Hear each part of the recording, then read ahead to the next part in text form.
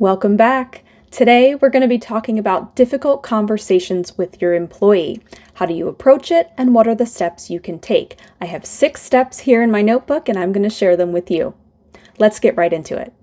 All right, number 1, you're going to want to write it out. So make a bulleted list of the points you want to make when you're going into the meeting, especially if it's a difficult conversation where you have to give really hard feedback to an employee. Tensions could be high, emotions could be high, and you don't want to get off track or forget what you're going to say. Creating a bulleted list is going to help you stay on track in that conversation.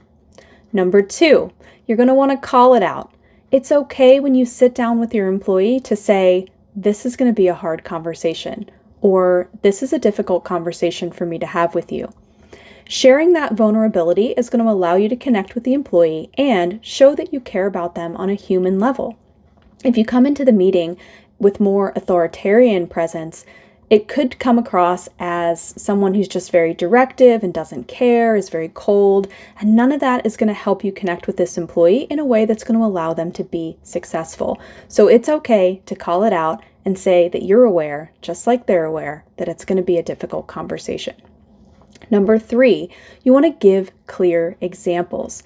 Give clear examples of what's not working and what's not going well, and give clear examples of what good looks like.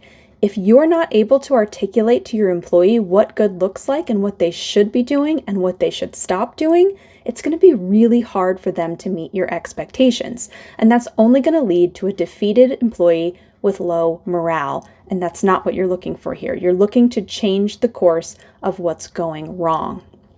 All right, number 4, stay calm and stay kind. If tensions are high and emotions are high, the employee is going to be looking to you to set the tone for the meeting. If you are able to stay calm and you are able to stay kind, then your employee is much more likely to do the same. Don't get tricked into matching the energy of the employee. If the employee begins to cry or is upset, offer them a tissue, offer them a glass of water, give them something to show that you care about how they're feeling, but also that the importance is in the meeting itself and in the feedback that you're trying to give. So stay calm and stay kind.